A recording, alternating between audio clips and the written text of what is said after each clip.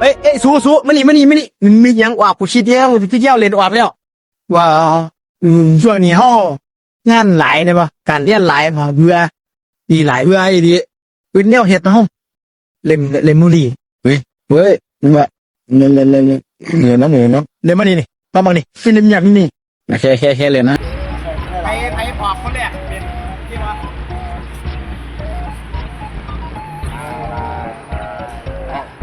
เรียบร้อยคนแรกไปไอ้เสือกูว่าห่อ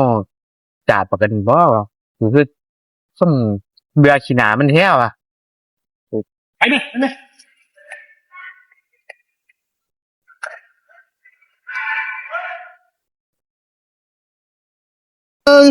สองสามสี่ห้าหกเจ็ดแปดเก้าสิบกว่าเลยสัวมึงฉีดกูแล้วบานนี่บักกันนี่หลายเทียแล้วกูหาจานมันได้บาน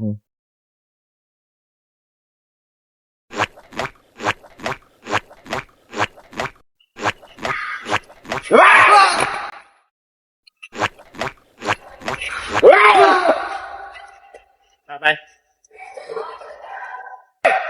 โอ้ไอ้เลี้ยงกับบานนี่สู้บางกัน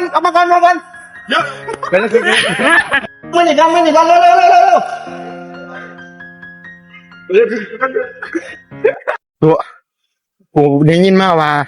ถ้าคนซอกเบิร์ตติมันต้อง CPR ที่ไผ CPR เป็นบ่วะเฮ้ยมีใคร CPR ไหมเฮ้ยมึง CPR เป็นบ่ที่ว่ามาที่ไปอาเป็นว่าเป็นมาเป็นโอเคมาแล้วเช็คมาเฮ้ยเช็คมาไม่ตายเลยเช็คเฮ้ยโทรเรียกรถแล้วเดี๋ยวโทรศัพท์เบอร์1669 11 12โมเมนต์169โอเคที่เราโทรเรียกรถ1669แล้วนะครับเราจะวัดใต้ราวนมของผู้ป่วยนะครับแล้วก็กดหน้าอกลงนะครับ1 นาทีเราจะกด100 ถึง 120 ครั้งนะครับและหากเป็นการเป่าปากหรือผู้ป่วยสำลักน้ำจากการจมน้ำนะครับเราสามารถเป่าปากผู้ป่วยได้นะครับซึ่งเราจะทำสลับการเป็น30 ครั้งต่อการเป่า1 ถึง 2 ครั้งนะครับหรือหากไม่สะดวกเราสามารถกดหน้าอกเฉยๆก็ได้นะครับโดยเรา5 ถึง 10 เซนติเมตรไปเรื่อยๆจนกว่าผู้ป่วยจะฟื้นนะครับดูดิเฮ้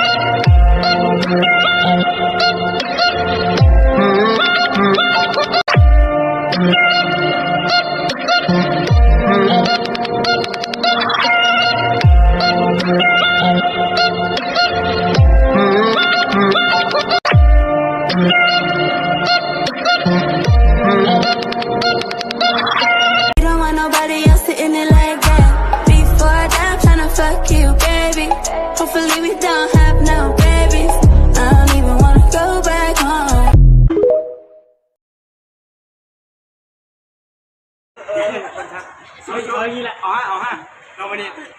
ตอนมั่วมากให้ผมวิ่งเพลงนอนเดาดิเดาพัก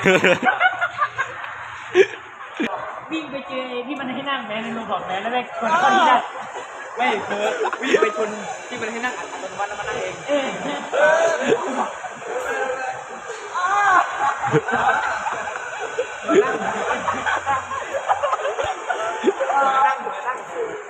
ดูดิกูด้วยเดือดกากเจ๊กว่ากูบอกเนาะ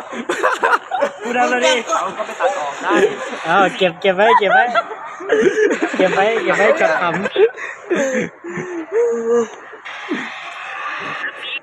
เอาอันน้ำซีอันนั้นน่ะโมเมนกันดีแหละไปตัดออกให้เราเลย